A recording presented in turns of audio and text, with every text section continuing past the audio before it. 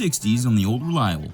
A decade after steam ended on the Bluegrass Railroad, the L&N was still using its second generation diesel such as the GP7s and 9s, F7s, E-units, and even the Alcos such as the C420 and C628, as well as some RS3 still kicking around. The L&N, unlike its steam days, wasn't shy with having its hands in newer engines too, as they ordered some absolute chonkers such as the SD35 and GE's first step into its dominance, the U25C, and while all was fine and dandy, suddenly those clever folks at EMD accidentally dropped an absolute banger when they released the first production series of SD40s. The SD40s hit the rails hard, and it seemed as if GE was on the back foot for a while, having to claw its way out and over EMD. The engine that was launched in response to EMD's second generation engines, such as the SD35, 38, and 40, was an upgrade over the U25C, changing the engine out with a new hood design and cab. GE would eventually roll out what is now known as the U30C in 1966, and it saw gradual success. While on par with its EMD opposition, the U30s came nowhere close to the EMD SD40. When delivered to the L&N, the U30Cs came with a gyrolite mounted on the front of the cab roof and P3s. The U30Cs provided GE with a foot in the door, especially with the L&N, who ended up ordering more, with a total of 79 ordered. The U-boats were hard at work all over the system right next to their sworn enemy, the SD40. However, EMD wasn't about to let GE even have the chance. So in the 70s, they changed the SD40 into what is now the iconic SD40-2 by adding a few upgrades, and thus the SD40 craze was back on. GE saw the issue, looked back at its U30C, and decided to get back to work. They upgraded its control stand, internal computer systems, as well as addressing the mechanical issues that plagued the locomotive, along with a warranty for the engine.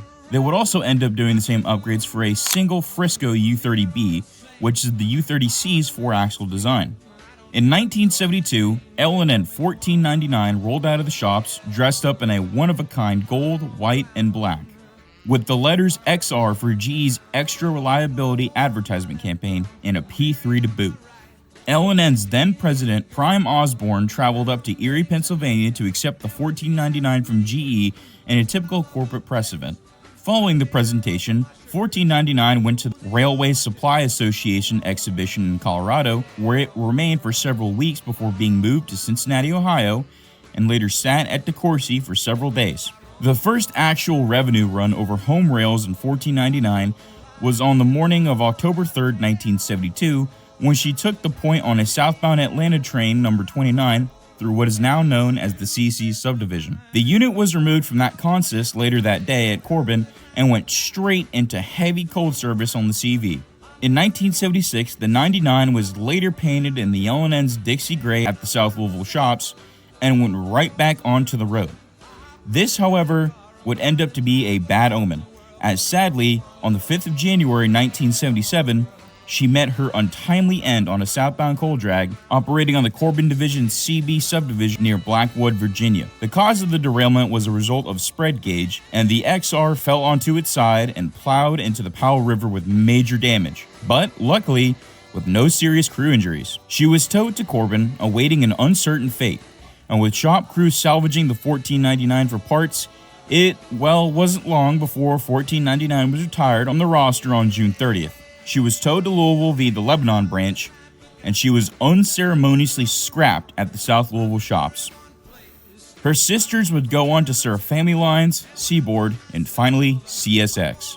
While the fate of 1499 isn't exactly a fairy tale, it was the U30C that gave GE a foothold, and with the C30-7, -8, AC44, and now the GEVO, the U30C is remembered and cherished by older rail fans and has definitely earned its keep. In fact, there are actually multiple surviving U30Cs, such as DOT-1 at the Pueblo Railroad Museum, BN5383, a running U30C at IRM, a duo of stored U30Cs at the LS&I, and even a soon-to-be-restored L&N 1497 located at the Southern Appalachia Railroad Museum. While 1499 is no longer with us, her sisters continue her legacy. Thanks for watching, folks, and as always, stay safe out there on the high iron.